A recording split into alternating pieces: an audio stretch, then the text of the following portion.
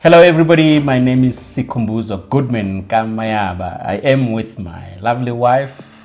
Hey everybody, my name is Nozibeda Kangana Mayaba. This video is sponsored by OctaFX Trading App.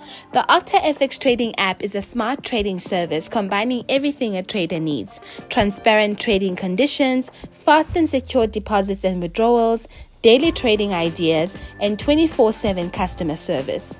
So today we wanted to share our journey about finances and some of the lessons that we have learned. So baby, I have a few questions that I'm going to ask, and we are both going to answer them. Sure. Okay, so first question: what is your biggest mistake about finances, about money? Yeah, about finances and about money. Was it the same thing, baby, or specifically about finances? Just finances, just generally finances. Finances, when my first paycheck, I gave it to my mom, and that happened for about 6 months. And I learned after that period that no. I need to take over the reins. It must be with me so that I can start planning my future. I mean, at that time, How old it were was 1999. How old were you in 1999? Okay. Sometimes you don't always divulge your age. But again, at the time, I was 23. Okay. Yes. So you gave it to Umama because you did not know what to do I with did the not money? know what to do with the money. Yes. Okay. I think the biggest mistake that I made is not also budgeting. It's not... I think it's actually the same as you, not knowing what to do with money, right? So, Kumu, when I'm being paid on the 15th or the 25th, I try to use it all at once because I've never had this money before. And then I actually now learned over time the value of money. That at first I thought 10,000 Rand is a lot of money. Up until I had 10,000 Rand. And then 10,000 Rand was actually not a lot of money because I did not plan properly. So I think it's actually the same as you not being able to plan. So the second question that I have is, what is your biggest lesson about finances, about money?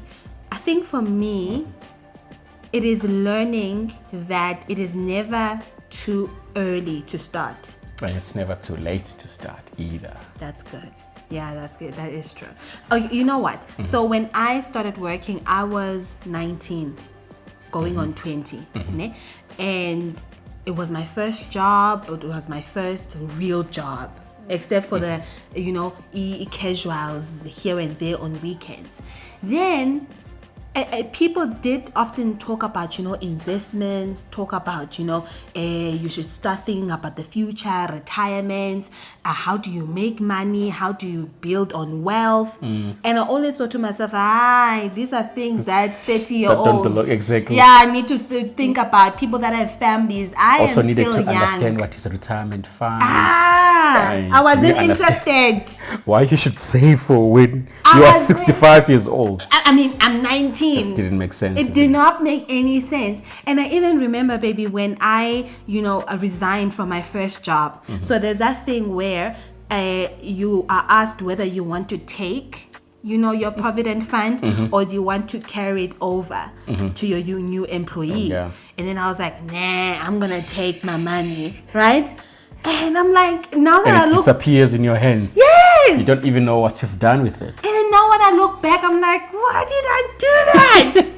Why did I do that? Because now that I'm like in my early 30s and now planning, more about the future, our family and building wealth, I'm thinking about all the last 10 years, how much money possibly I could have made if I did not make those mistakes. But we learn.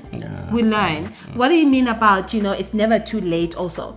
I think one thing that I battled with for a longest period, because I didn't come from a background that really understood money. So, and when I started working, I gave my money to my mom. So the understanding and the belief that I had was that if you still have money in your bank account 2 days before your salary is being paid to your account, you need to clean it out. All the time, you must start on a clean slate.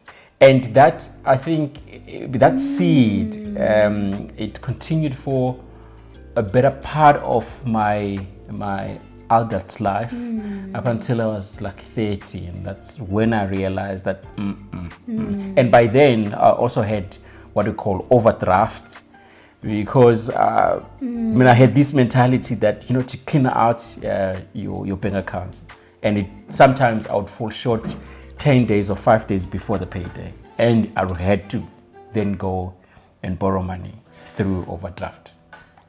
Sure. Okay. I think everyone has made mistakes, and there are things that we have all learned from. Now, we have been married for almost 4 years. We've been together for almost 7. We have been married for almost 4 years. It always seems like we have been married for a long time. Listen, it feels like 10 years, okay? Sure. Sometimes it feels like 10 years, but realistically, we've been married for almost 4 years. Okay. Now, in that 4 years, there is, things that we have learned individually, but also as a couple. Yeah. But to anyone that is listening with their partner or they're planning to get married, what advice would you give to couples, to people that are in a relationship, in a marriage, about finances, about money, based on your own experience? Based on my own experience, it's words that we lack the most: honesty, openness, and what else? Transparency. When you put those words into practice, it's a little bit difficult and challenging. But those words are very key when you are married. And especially when it comes to issues of finances. Sure. I think for me, to top what you are saying, or to add on what you are saying, it's definitely making sure that you are working towards the same financial goal.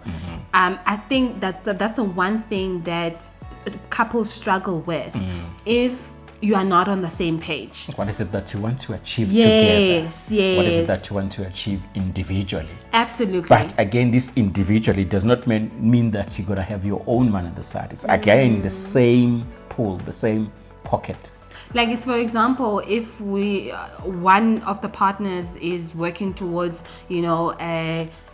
buying a new car, and the other one is like, actually, I think we should be buying a house.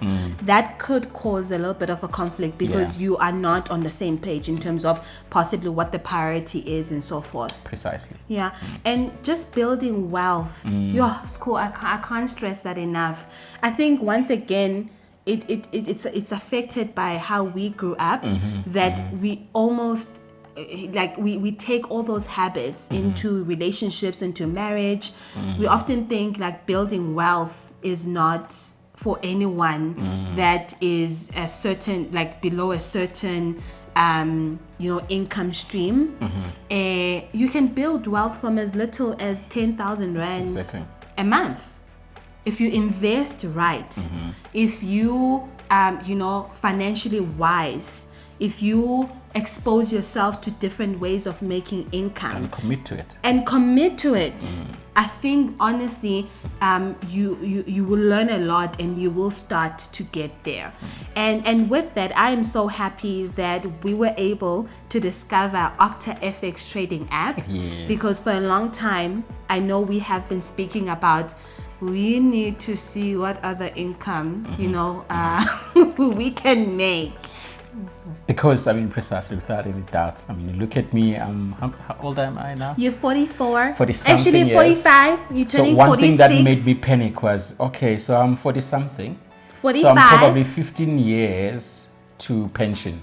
So by then, I would have earned how many salaries? If I earn 12 salaries per year. So it means that I would have saved very little. Then the question is, how do you make sure that you balance that, but you also increase the amount that you would have made, or I would have made, by the time I turned 60 or 65. The trading app is user-friendly and convenient. There are trading opportunities right in the app. You do not need to be near your PC all the time. You can do everything with your phone. Square and I have specifically enjoyed the free educational material on the website. There's also free webinars and live trading sessions on YouTube. There's also a demo account you can use to learn how to trade. That is it for today, guys. Thank you so much for joining us once again. This video has been sponsored by OctaFX Trading App. Please make sure that you download the app and start trading now.